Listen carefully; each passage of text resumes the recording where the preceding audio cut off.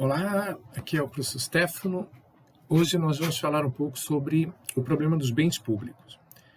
Só lembrando, os bens públicos, como eu falei anteriormente, né, no vídeo sobre externalidades, os bens públicos são uma das formas que nós economistas, que a ciência econômica usa para se referir a certas falhas de mercado, né? Falhas de mercado são aquelas situações, as falhas de mercado ocorrem, né? São aquelas situações em que o jogo da demanda e da oferta não é suficiente para que se consiga chegar num resultado, né, naquilo que nós economistas chamamos de uma alocação preço-quantidade, que seja uma alocação preço-quantidade boa, né? Lembrando que esse boa é sempre muito relativo, né? Porque nesse tipo de análise, por exemplo, a gente não observa questões relativas à equidade, né? A gente só está olhando questões relativas à eficiência. Isso é uma coisa importantíssima, que tem que ficar sempre muito claro quando a gente faz análise dos modelos de demanda e oferta. Eles servem para falar sobre eficiência, mas eles servem muito pouco para falar sobre equidade. Então, a gente precisa, depois que a gente usa modelos de demanda e oferta para as nossas análises, é bom que a gente possa depois dar uma olhada nas questões de equidade que vão, né, que estão um pouco, que são paralelas, vamos dizer assim, a essa análise do modelo de demanda e oferta. Mas o modelo de demanda e oferta, que é o DNA da teoria microeconômica, em certo sentido é o DNA da teoria econômica, ele é muito interessante para nos dar muitos insights do que seriam alocações preço e quantidade interessantes, né? Muitas vezes são chamadas de ótimas. Eu acho essa palavra um pouco forte, que parece que é uma coisa precisa, como um cálculo matemático, na verdade não é. Modelos são simplificações, né? Eu gosto muito de falar, acho que eu já me referi no nosso vídeo anterior a isso. A realidade ela tem uma complexidade muito grande. Quando a gente olha para ela a olho nu, a gente pode ver coisas que não são exatamente reais, e a gente pode acreditar naquilo como se fosse real. É o que eu chamo, né, a conversa de bar, aquela conversa de rede social, né, que as pessoas não estão exatamente comprometidas com sei lá, ter certeza do que estão falando, né, para pegar leve, né, para não dizer que não estão comprometidas com a verdade. Enfim, quando você olha a realidade na sua complexidade, como é a realidade das interações humanas, que é o que a economia estuda, com seriedade, né, quando você olha para essa realidade com seriedade, querendo entender as coisas, você percebe uma complexidade que não te permite criar relações de causa e consequência de uma maneira muito simples, né? E esse ato de humildade, esse ato de humildade científica, que é reconhecer a complexidade da realidade e entender que para olhá-la de alguma forma que faça sentido, eu preciso criar recortes dessa realidade, porque a complexidade dela não me permite olhá-la como um todo. Se eu olhar ela como um todo, eu simplesmente me perco e não entendo nada. Ou acredito em qualquer coisa que a minha cabeça, né, na primeira coisa que passar pela minha cabeça. Bem, esse não é um comportamento científico, né? Um comportamento científico ele é um comportamento que ele tem compromisso com, né, sei lá, a gente poderia dizer assim, eu não gosto de falar palavras muito fortes, mas com aquilo que mais próximo poderia ser, digamos, da verdade, né? E para isso a gente tem que ser cuidadoso, né? E esse cuidado requer que a gente olhe com calma, faça recortes. E esses recortes da realidade são os modelos, né, gente? Que vocês viram lá no capítulo do Pensando como Economista, vocês vão ter, né, independente do curso que vocês estiverem fazendo na universidade, com certeza vocês vão ter cadeira de metodologia, né, que é uma coisa comum a todo mundo que entra dentro de um ambiente universitário, é aprender a raciocinar de forma científica, de forma organizada. Então, um elemento importante nessa forma científica de pensar é a humildade, né? É entender que não só a gente não consegue entender as coisas olhando a realidade a olho nu, sem uma construção lógica prévia, como essas construções lógicas prévias são cheias de limitações, né? São baseadas em suposições, muitas vezes refletem visões específicas de vida, né, que obviamente podem variar completamente dependendo de quem olha. Então, tem um monte de restrições. E o modelo de demanda e oferta é um desses modelos, né, um desses recortes completamente repleto de todos esses problemas. Porém, ele é algo, como qualquer modelo, que pelo menos nos diz algo, né? Digamos, é algo que nos diz algo, ficou um pouco repetitivo, mas é pelo menos algum instrumento que eu tenho na mão para perceber alguma coisa dessa realidade. Se eu tenho a humildade de entender os limites que ele tem, eu posso obter muita informação interessante a partir do seu uso, né? A partir do uso do modelo de demanda e oferta para observar essa realidade de interação econômica, né? Mas isso é um assunto que vocês já viram, né? Já passou nos módulos anteriores. O que eu queria reafirmar aqui é que isso é o que a gente chama de mercado, né? Em economia, no sentido um pouco mais elementar da palavra, a gente normalmente se refere ao termo mercado como esse ambiente de interação da demanda e da oferta. Então, em certo sentido, o modelo de demanda e oferta ele é uma representação desse mercado. E a gente parte do pressuposto, né, no modelo de demanda e oferta, na essência da teoria microeconômica, na essência da teoria econômica, que, dadas certas circunstâncias, esse mercado, essa interação de demandantes e ofertantes, chega em resultados, né, de preço e quantidade, de alocação preço-quantidade, que dificilmente seriam melhores ou poderiam ser melhorados com o envolvimento de terceiros, né? Seria mais ou menos como a gente imaginar aquela ideia de que as pessoas, respeitando certas regras, né? Por exemplo, o respeito ao próximo, o direito do outro também falar e de ser ouvido, que as pessoas conseguem, se a gente respeita certos pressupostos básicos, as pessoas conseguem, pessoas adultas, conseguem resolver seus problemas conversando entre si, sem necessariamente precisar de uma interferência de um terceiro, né? Imagina, em última instância, um juiz para resolver seus problemas, né? Pessoas adultas e maduras, a princípio, seriam capazes, né, dentro de certas regras, né, respeito ao próximo, o direito de falar e a obrigação de ouvir, conseguiriam resolver seus problemas. Muito mal comparando, né, a ideia do modelo de demanda e oferta é que, em circunstâncias relativamente parecidas, né, ou seja, no ambiente onde existem regras que são respeitadas por ambas as partes, em que não existe nenhum poder de um grupo sobre o outro de intimidação, né, que quando a gente viu no módulo anterior, monopólio e oligopólio, a gente viu que esse poder de intimidação ele se reflete muito nos modelos econômicos como poder de preço, né? Obviamente, a intimidação, que é uma intimidação baseada na força física ou em alguma outra forma de intimidação, isso a gente nem conta, né? Porque a gente entra naquela ideia de que regras são respeitadas. Então, os grupos que interagem no ambiente de mercado, de demanda e oferta, têm regras pré-estabelecidas e todo mundo concorda que vai respeitar aquelas regras, como num jogo de futebol. Senão, obviamente, vira um caos. Um jogo de futebol sem regras vira o quê? Uma pancadaria, né? Então, a ideia, né, para a gente não se alugar muito nisso, mas é uma coisa que eu acho que é muito importante vocês entenderem no curso de Introdução à Economia. Todo modelo está baseado em pressuposições. E uma pressuposição fundamental para que a gente use o modelo de demanda e oferta como um instrumento que nos indica, de forma bastante aproximada, alocações de preços e quantidades que são boas, eu não gosto muito desse termo, mas é um termo matemático e muito comum na literatura. Se a gente... me perdi um pouco agora porque apareceu uma coisa aqui na minha tela, mas nada demais. Onde é que eu estava? Vamos lá. Sim. Então, esse termo ótimo, né, é muito usado na literatura, né, então a gente também pode usá-lo. Eu prefiro usar o termo, né, alocações, preço-quantidade boas, interessantes, etc. e tal. Então, nós, quando a gente estuda os fundamentos da teoria econômica, né, os fundamentos da teoria microeconômica, a gente parte então dessa pressuposição que certas considerações forem feitas especificamente, que não existe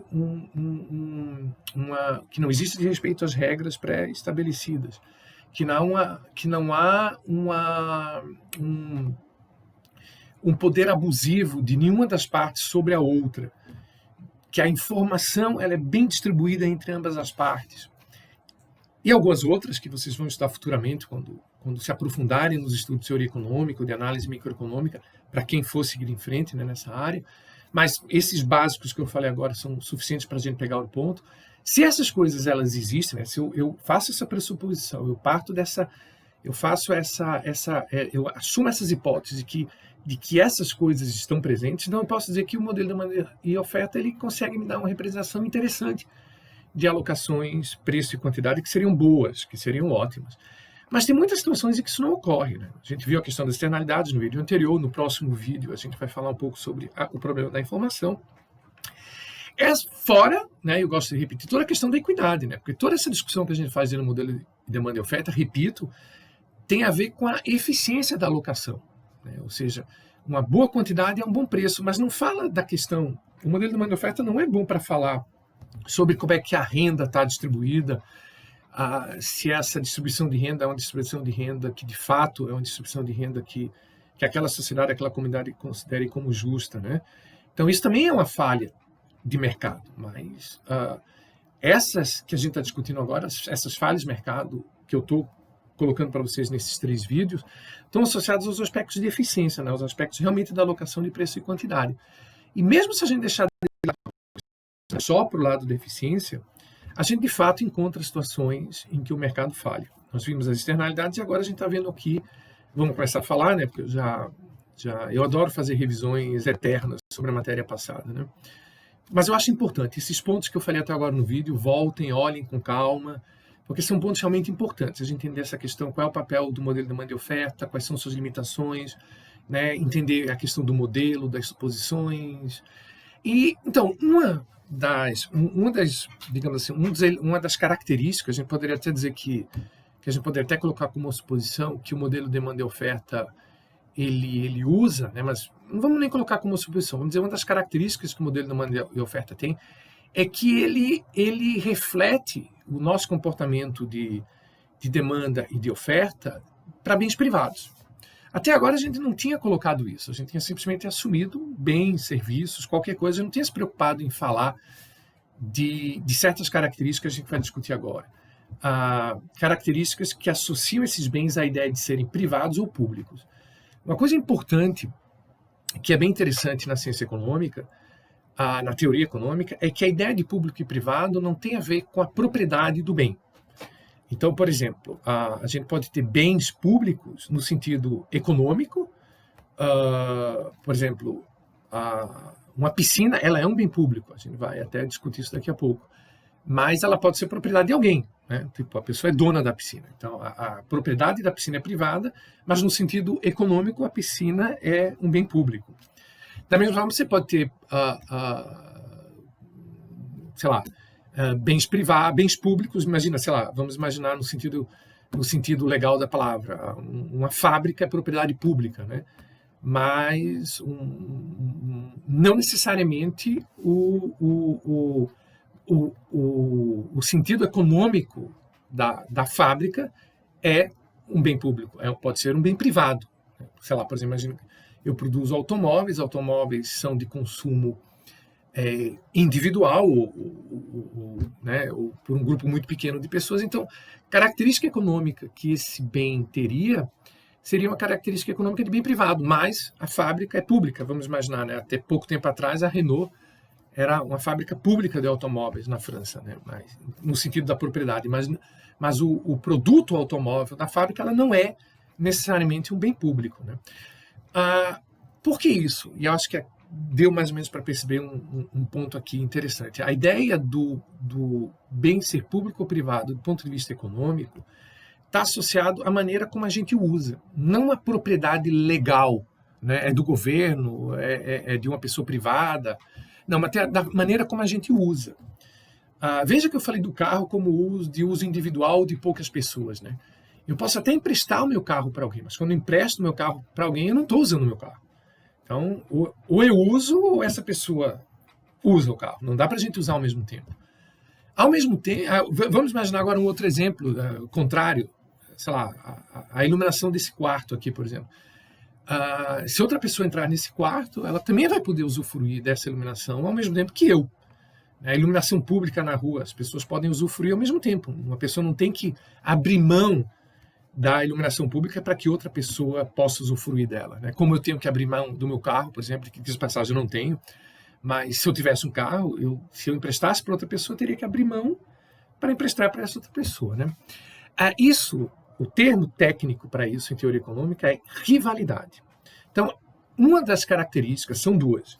Uma das características que a teoria econômica observa para definir se um bem é público ou ele é privado é a questão da rivalidade. Se o bem ele é rival, né, a roupa que eu estou usando, o celular que eu uso, outra pessoa pode usar, eu posso emprestar minhas roupas, emprestar o celular, mas eu não vou estar usando. Então, rival nesse sentido, o consumo de alguém ou de um grupo, né, elimina o consumo de outra pessoa ou de outro grupo.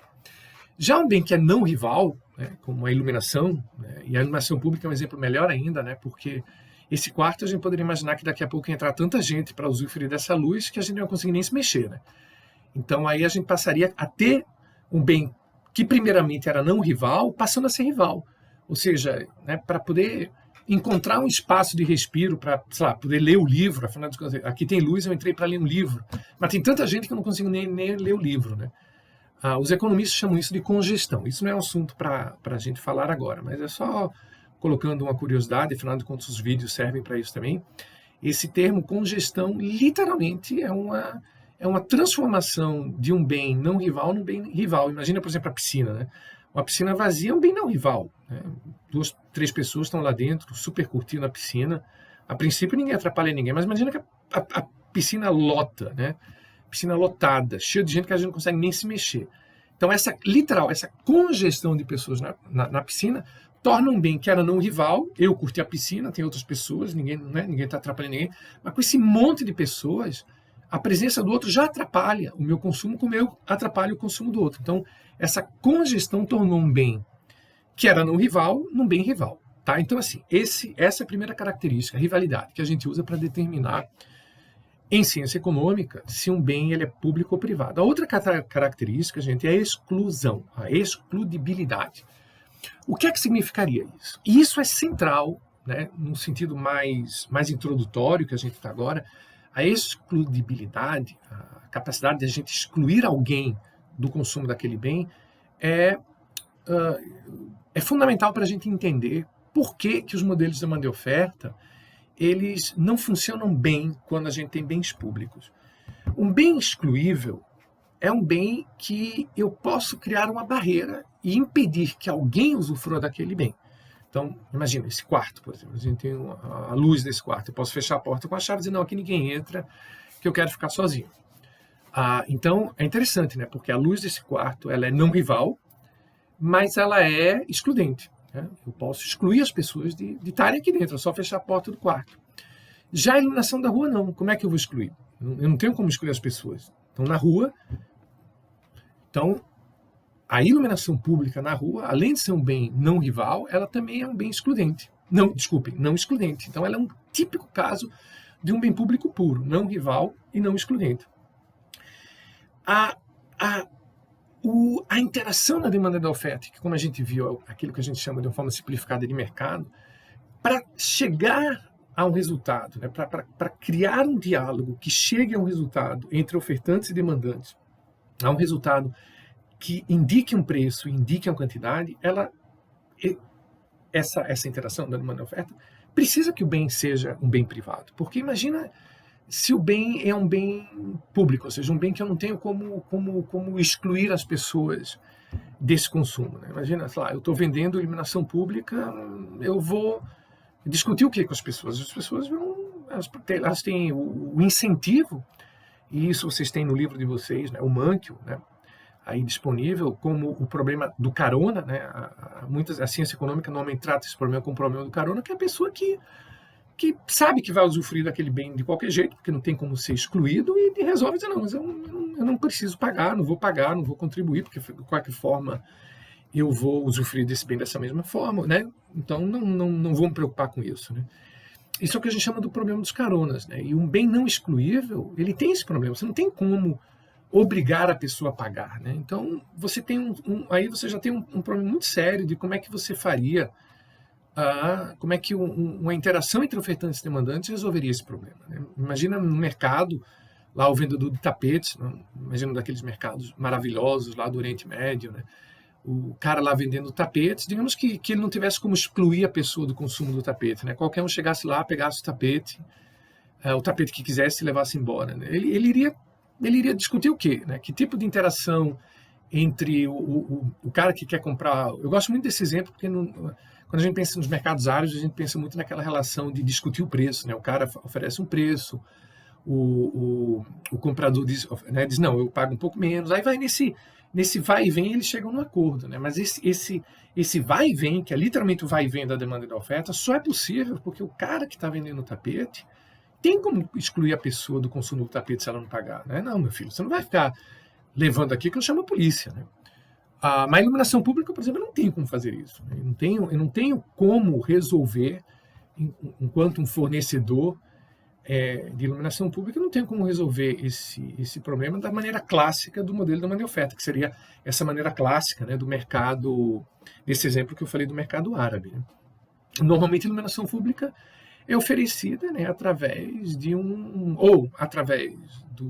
de uma propriedade pública, né, onde o governo ele financia a iluminação pública através de taxas e impostos que são obrigatórios, você tem que pagar, né? Ou eventualmente, né, confesso que eu posso estar errado, não me vem nenhuma ideia imediata agora de iluminação pública privatizada, né, de iluminação pública fornecida por alguma empresa privada, mas isso nem vem ao caso, porque imagina, se tem ou não tem, não vem ao caso. Porque se tem, né, ou se tivesse, teria que partir do mesmo princípio, né, ou seja, o governo pagaria, né, passaria a dar um direito coercitivo para que essa empresa de luz, ela de fato recolhesse taxas dos usuários daquela rua, daquela cidade, daquele bairro, porque senão ele não teria como financiar aquilo, né? O ponto da nossa história com a não exclusão é que dificilmente você vai conseguir fornecer produtos que não são excluíveis, né?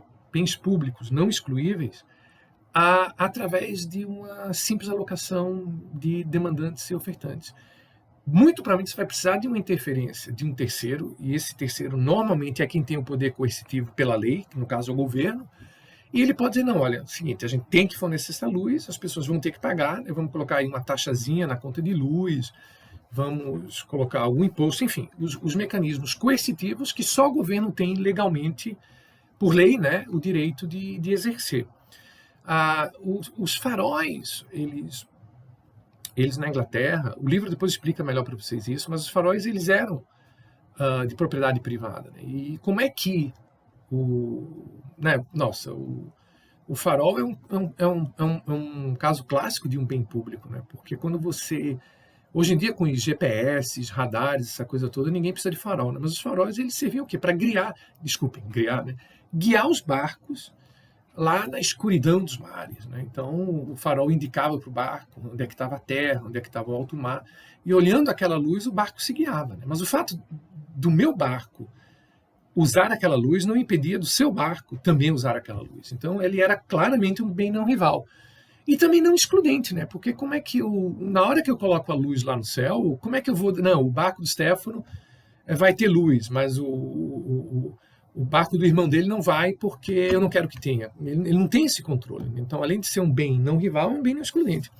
Mas como é que se resolvia? Como é que era possível a propriedade privada desses faróis? Porque o governo dava o poder coercitivo ao dono do farol de fato, cobrar uma taxa no porto de cada barco, né?